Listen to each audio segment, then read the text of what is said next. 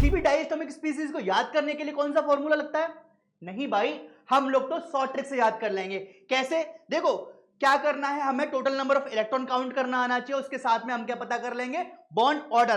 कैसे याद करोगे? हम याद करेंगे, सिर्फ हमें पता होना चाहिए कि देखो अगर टोटल इलेक्ट्रॉन आपका 14 है, उसका बॉन्ड ऑर्डर हो जाएगा 3। बढ़ाते जाओ घटाते जाओ। कैसे? अगर 13 होगा 0.5 घटा दो, 12 होगा 0.5 घटा दो, 11 होगा 0.5 घटा दो, 10 होगा तो 0.5 घटा दो। अगेन सेम, अगर 15 होगा 0.5 घटा दो, 16 होगा 0.5 घटा दो, 17 होगा 0.5 घटा दो, 18 होगा 0.5 घटा दो। उसके अलावा बॉन्ड ऑर्डर से हम पता कर सकते हैं कि बॉन्ड ऑर्डर जो होता है डायरेक्टली प्रोपोर्शनल होता है बॉन्ड स्ट्रेंथ के, और बॉन्ड ऑर्डर आपका इनवर्सली प्रोपोर्शनल होता है उसकी बॉन्ड लेंथ के।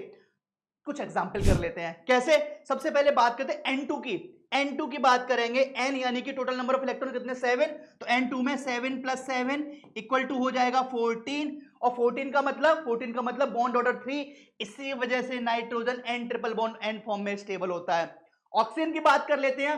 ऑक्सीजन यानी कि 8 + 8 यानी कि 16, और अगर 16 की बात करूंगा, देखिए यहां पे 2, इसी वजह से O2 आपका O double bond O form में स्टेबल होता है। Cn नेगेटिव की बात कर लेते हैं। Cn मतलब कार्बन 6 प्लस नाइट्रोजन 7 + 1 यानी कि 14। 14 का मतलब हो जाएगा 3, इसी वजह से Cn ट्रिपल बॉन्ड आता है। अब आपके लिए होमवर्क है, आपको पता करना है बॉन्ड ऑर्डर O2 पॉजिटिव और O2 नेगेटिव का, और वो आपको बताना है कमेंट सेक्शन में।